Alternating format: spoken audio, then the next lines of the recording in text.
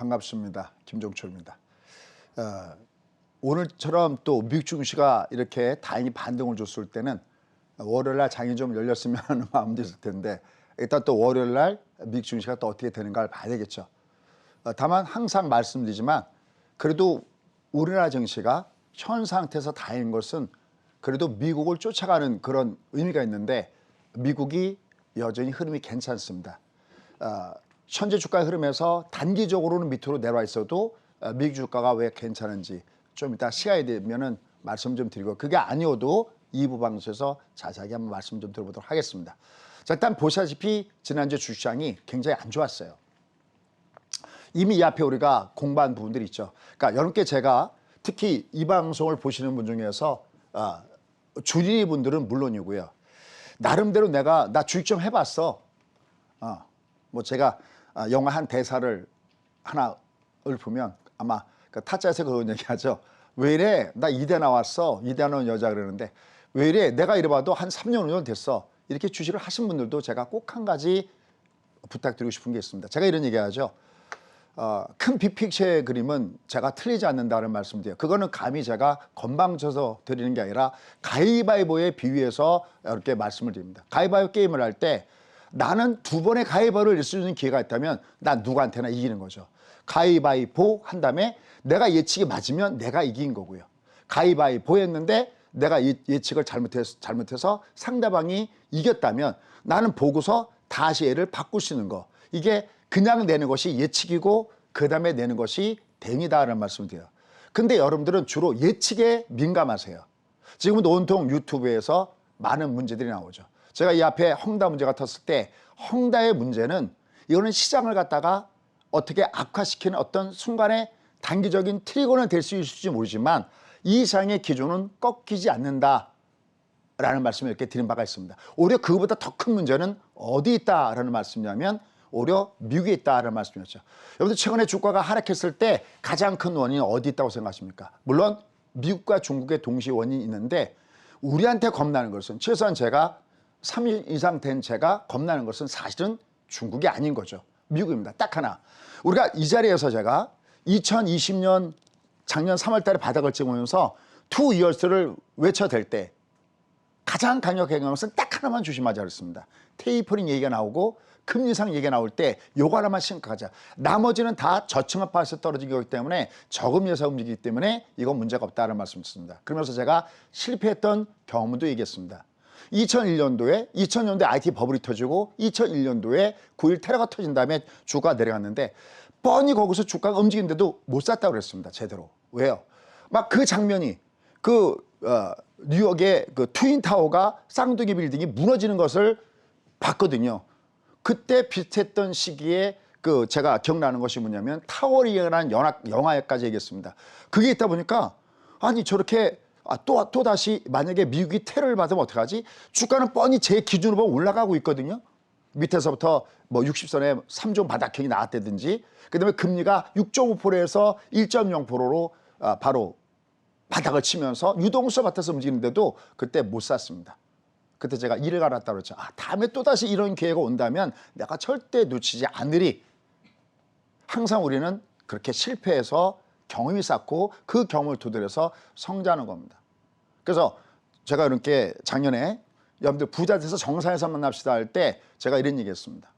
와이프에도 딱 얘기했어. 여보, 내가 처음으로 김종철 이름 뒤에 소장이라는 단어가 정말 유일하게 안 부끄러운 게 작년이야라고까지 얘기했습니다. 그래서 왜냐면 그 앞에 엄청나게 많은 실수를 해왔기 때문에 제대로 반응하지 못했기 때문에 그렇습니다. 그래서 항상 여러분들은 방금 얘기했던 대로 주린이 분들은 물론이고요. 그 다음에 이미 매매를 하셨던 분들도 반드시 예측과 대응을 하셔야 됩니다. 근데 이렇게 얘기해봤자 이건 지나가. 이게 도대체 무슨 일이지? 그럽니다. 제가 한 가지 더 할게요. 소위 더블 체크입니다. 여러분들 지금 온통 뭘 많이 보시죠? 지금 유튜브도 쭉 보십시오. 유튜브도 보면 옆에 뭐 헝다 문제, 중국의 헝다 문제, 그 다음에 중국의 뭐 전력난 문제, 그 다음에 뭐 시진핑의 어떤 3년이면 둘러싼 얘기들, 뭐 이런 것들이 조회수가 무지하게 많이 됩니다. 근데 제가 봤을 때는 24시간 똑같이 주어진 시간 내에서 내가 집중적으로 연구해야 되고 내가 그거 추이가 어떻게 되는가를 보려면은 딱 중요한 것은 프라이머리 키가 뭐냐. 우리가 뭐 게임 체인저가 뭐냐? 오늘도 미국 증시가 올라간 것이 바로 그 게임 체인저 이 부분 머크사, 때문에 네. 예, 머크사 문제 때문에 얘가 움직였는데 이게 도대체 뭐가 어떻게 움직이지? 그래서 항상 더블 체크하는 걸 들으십시오. 그 더블 체크가 뭐냐면 뉴스만 갖고 시나리오만 갖고 하지 마시고요. 요새 또 최근에 삼성전자가 다시 또 밑으로 가잖아요. 누차 얘기했지만 삼성전자는 내가 투자의 만두로 적금 부듯이 적립식으로 넣는 건 상관이 없는데 그걸 내가 수익 게임 해서 들어가면 삼성전자에서는 수익이 안 나온다는 얘기도 참 이렇게 많이 말씀드렸어요. 그게 바로 실패해서 배우는 경험이죠. 여러분들은 이 더블 체크를 꼭 배우셔야 됩니다. 그 더블 체크가 뭐냐면 뉴스만 갖고 하는 게 아니라 물론 좀 이따 저도 팩트 체크해서 뉴스 분석해야 되겠지만 그것만 갖고 하는 게 아니라 시장을 보는 겁니다. 어떤 악재가 쏟아지냐가 중요하지 않습니다. 그 악재가 나왔을 때 지금 똑같은 악재가 중국에도 나오고 미국에도 나오고 일본에도 나오고 우리도 나왔을 때 내가 몸이 얼마나 튼튼하냐. 내가 지금 감기 바이러스가 몰려왔는데 내가 몸이 튼튼하면 감기 안 걸리지만 내가 몸이 취약하면 감기 바이러스 할 때 감기 걸리는 거나 마찬가지입니다. 얘가 지금 주가가 이렇게 훅 빠졌잖아요. 제가 오죽하면 그 항상 AS를 한다고 그랬죠. 그 점심 방송을 통해서 여러분들 이 멈춰 있을 때 여러분들 우리나라 증시가 오히려 중국보다도 더 취약합니다라는 얘기합니다. 그럼 여러분 굉장히 싫어하세요.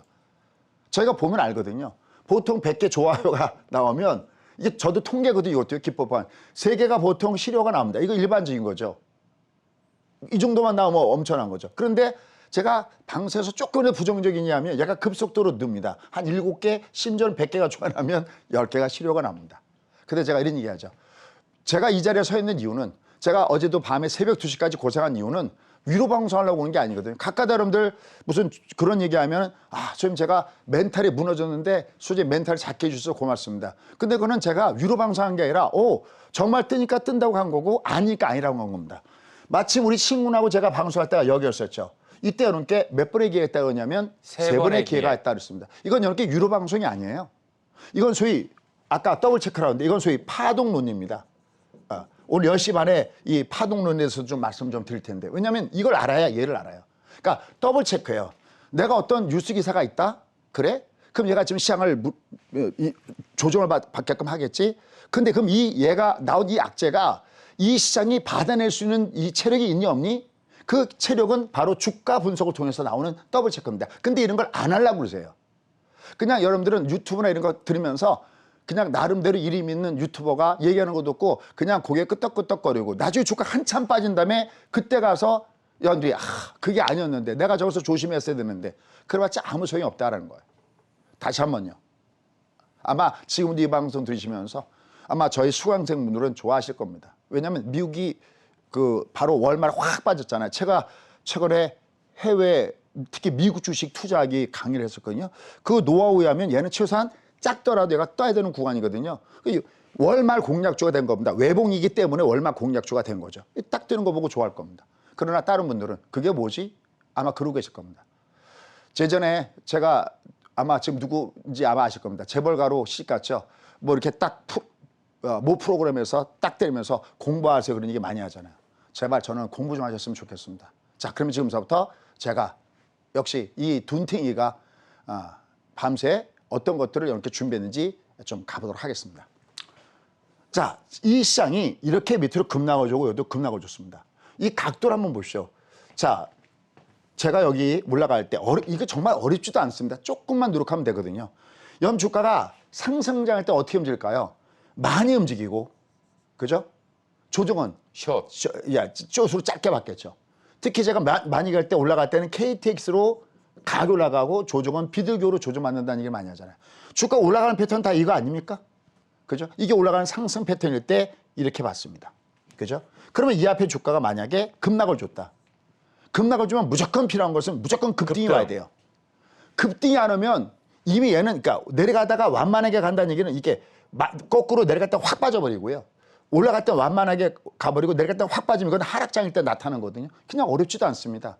당연히 올라갈 때 상승 기조면은 매수가 강하니까 빨리 올라가고 조금 조정받고 빨리 올라가고 조금 조정받는 거 아니겠습니까? 내려갈 땐 반대겠죠. 그럼 여기서 보십시오. 얘가 가파르게 조정받았죠. 그럼 무조건 얘는 어떻게 올라가야 될까요? 무조건 첫 번째는 무조건 강하게 급등을 줘야 됩니다. 근데 이걸로 다 끝난 거 아니라고 했죠. 그죠? 얘는 그러니까 올라가봤자 이거 무슨 성공이라냐면 제가 절반의 성공이다라고 했습니다. 그럼 여기서 필요한 게 뭘까요, 신군? 이제 급락급등 줬으면 완만하게 그죠? 움직여야죠. 여기서 중요한 게 이거예요. 얘가 완만해야 돼요. 얘가 이게 완만해야 이게 무슨 얘기냐면 드디어 니들이 주포군단이 들어왔구나. 메이저가 들어왔구나. 이걸 끌어올리는 사람들이 메이저들이구나. 그러니까 얘가 내려갈 때 밑에서 이렇게 받쳐준다는 얘기거든요.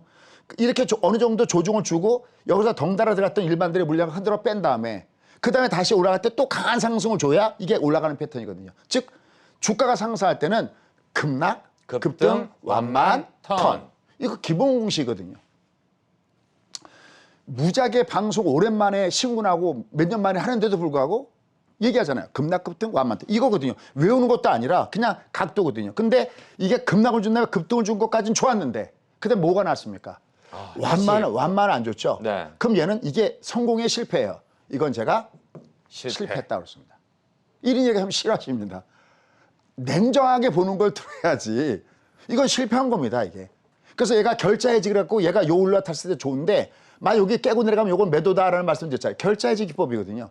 만약에 5가 내려왔다가 올라가면 여기가 매수 신호면 올라갔다 내려가면 여기가 매도 신호거든요. 그냥 내가 몇 번만 하면 됩니다. 왜냐면 요즘의 시대는 알고리즘 시대고요. 요즘의 매매는 기계가 좌우합니다. 슈퍼컴퓨터가 준비하고 있다가 매수가 나오면 매수를 쏴버리고요. 매도시 나가면 매도를 쏴버리거든요. 이게 뭘까? 이런 순간에 다 끝나버립니다. 더군다나 저는 개성이지만 파생까지 하는 사람이기 때문에 여러분 시야를 조금만 좀 글로벌화 시키시고요. 그 다음에 내가 시장 분석도 하는 것도 좀 알아놓으시면 좋겠습니다. 항상 더블 체크가 아니면 이자 여기서 올라가면 뭐합니까?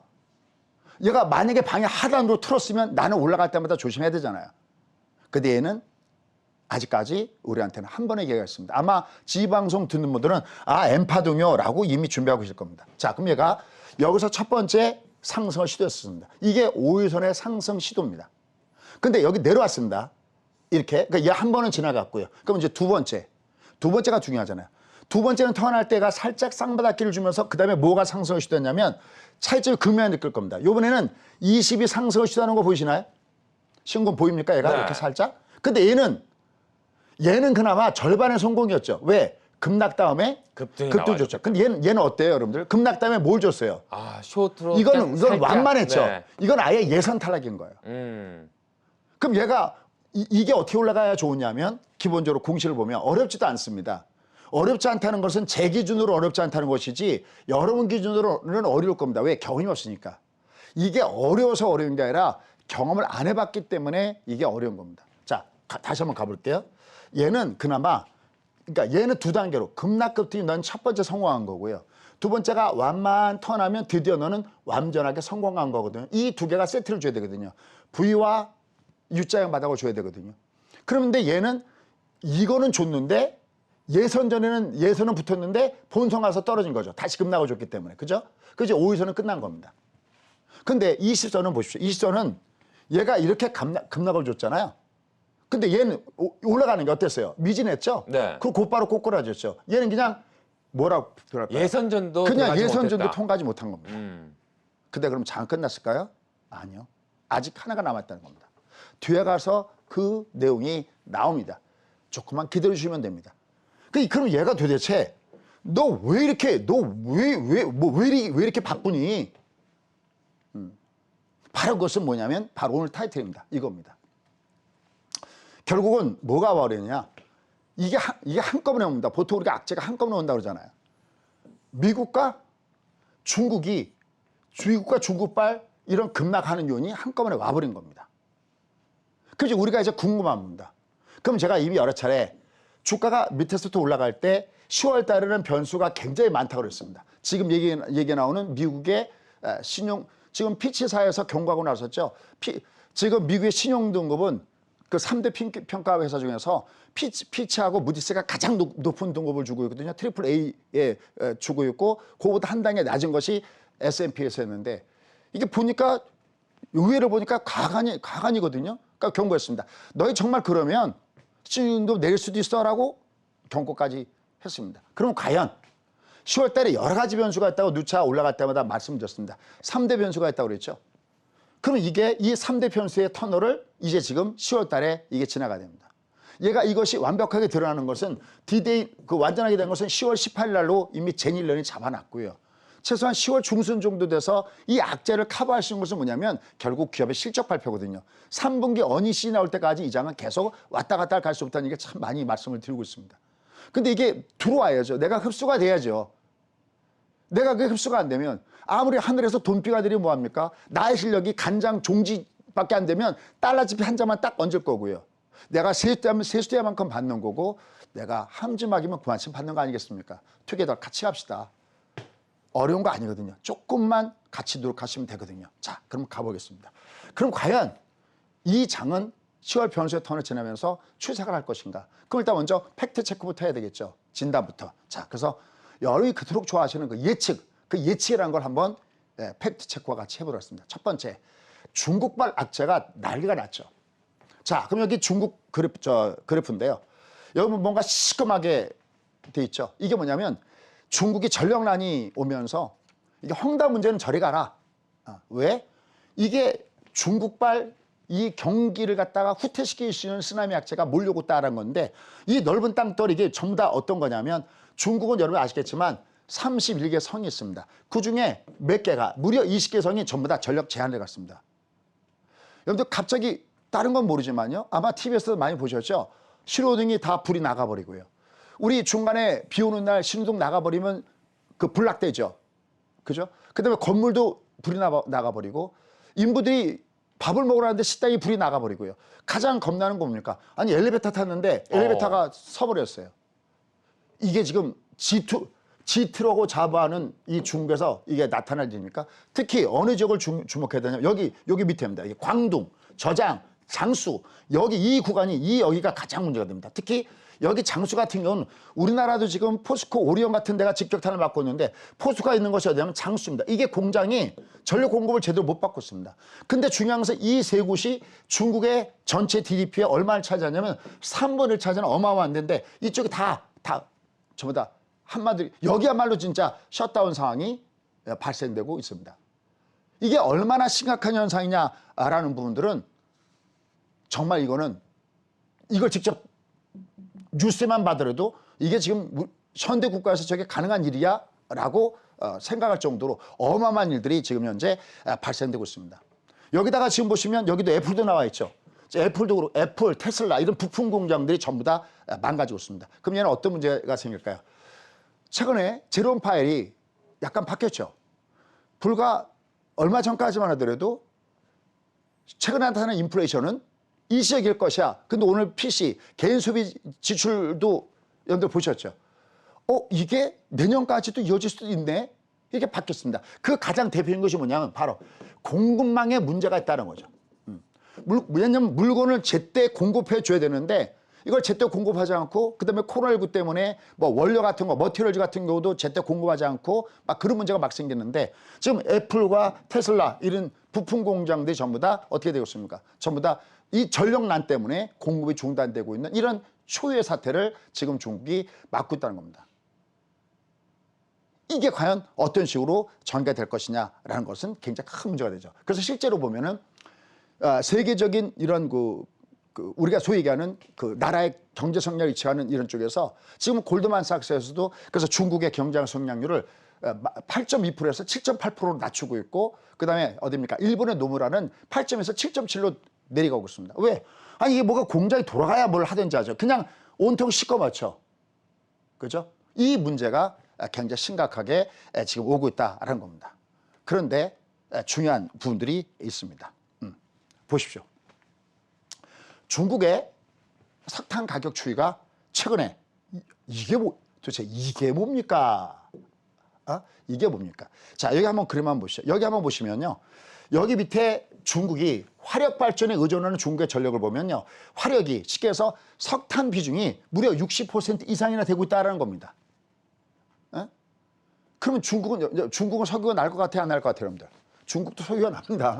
석유가 나는데 이 경제 발전을 하면서 워낙 수요가 많다 보니까 그거 갖고는 택도 없는 거죠. 그래서 예전에는 미국과 중국이 야 우리가 많이 수입하니 니네가 많이 수입하니 그러다가 미국은 셰일 혁명이 난 거죠. 여러분들 중국도 셰일 가스와 시울이 엄청나게 매장되어 있는데 그걸 뽑아낼 기술이 없습니다. 왜냐하면 지금 일반적인 것은 여기다가 빨대만 딱 꽂으면서 파이어 하고 이게 나오는데 이게 아니라 얘도 훨씬 더 많이 3배나 더 많이 뚫고 들어가야 되고요. 실 같은 경우는 많이 들어간 데가 옆으로 또 파고 들어간다. 수평 시출해야 되고 여기다가 플래킹이라고 그래갖고 수압발세법으로 그 왜 우리가 주차장 가면 그 강한 물질기로 그걸 하듯이 이걸 프래킹 그래 갖고 이걸 했어야 되는데 이런 기술이 중국은 없습니다. 더군다나 중국 물 부족 국가잖아요. 그러니까 지금 온통 난리가 난 겁니다. 그런 상태 속에서 여기에 거의 60% 이상이나 여기다가 치료가 하고 있는데 최근에 보시면 난리가 난 거죠. 왜 난리가 났을까요? 여러분들 뭐 혹시 잡히는 거 없습니까? 여기에 가장 큰 문제는 뭐냐면 이 역시 미중 간의 충돌 문제입니다. 여러 차례 이렇게 말씀드렸습니다. 이 위기는 일본처럼 오고 예전에 1990년대 일본처럼 위기가 오고 그 첫 번째 시발탄은 중국에서부터 시작된다는 얘기를 참 여러 차례 얘기했습니다. 국제정치에서 그렇게 나오고 있습니다. 선생님 이렇게 중국이 지금 전력난 보이고 석탄 가격이 올라가는 게 이게 왜 미국과 중국의 충돌 문제에 있습니까? 여러분들 석탄 그러면 원자재 많이 수출한 나라가 어디죠? 와인, 그 다음에 소고기, 중국에다가 엄청나게 수출했던 나라가 있습니다. 요새 미국, 일본, 영국 하나 짝짝꿍 되는 나라가 있습니다. That's right. 호주입니다. 중국이 호주한테다가 본때를 보이겠다고. 왜 본때를 보이겠다고 했습니까? 작년 4월인가요? 코로나19가 딱 발발했을 때 야 이거 진원지가 이거 중국 아니야? 이거 별도의 조사팀을 꾸려갖고 중국 저거 투수져 봐야 돼. 쟤들 수상해. 거기에 일선 주자로 나선 것이 누굽니까? 호주입니다. 한마디로 시진핑의 괘씸죄에 걸린 거죠. 우리가 안 했어라고 하고 있거든요. 계속. 아직까지 이거는 뭐 여전히 모르잖아요. 지금 어디서부터 얘기가 됐는지 모르잖아요. 근데 거기에 시발점 나타난 것이 바로 호주란 거죠. 코로나 이거 진원지 조사해야 돼. 거기다가 홍콩 문제, 최근에 신장 위구르 문제 이런 문제들에서 가장 앞장서서 머리띠 쓰고 나선 나라가 누구냐? 호주입니다. 그러니까 중요해서 야 너희 석탄 수출 못하게 할 거야. 뭐 생각나는 거 있죠. 대한민국의 롯데. 사드 배치한 다음에 너희들 그래? 본때를 보지. 우리는 어떻게 합니까? 이렇게 표현해서 죄송합니다. 우리는 할 수 없이 깨갱거리죠. 그런데 호주는 강력하게 맞서고 있습니다.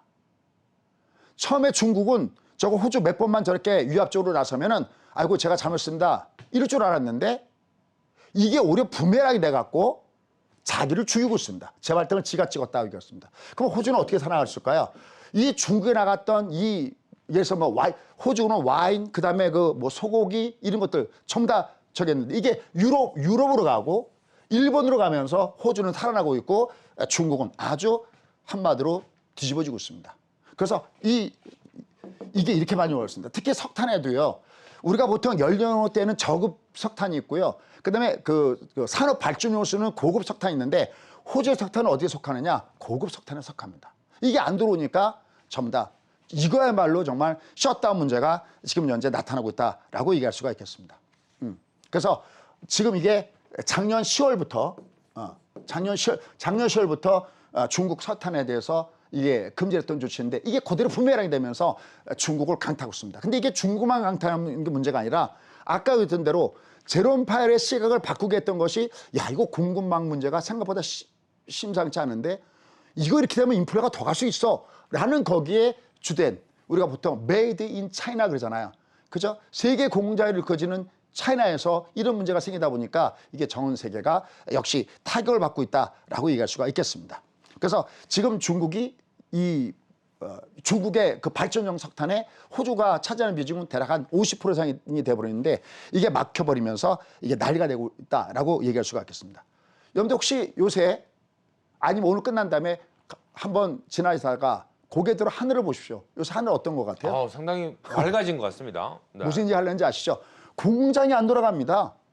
우리가 맨날 그 중국에서부터 뭐 미세먼지가 날아온다 뭐다 그러는데 모처럼 만에 가을 하늘, 야 천고마비라는 것을 또 한번 느끼는 거죠. 그죠? 물론 우리가 마스크 끼는 것도 있지만 왜 중국이 공장이 안 돌아가고 있습니다. 석탄이 68%나 되는데 이게 안 돌아가고 있으니까 상대적으로 그런 모습이 나오는 거죠. 여기서 이제 중요한 부분들이 있습니다. 어떤 부분이 생기느냐?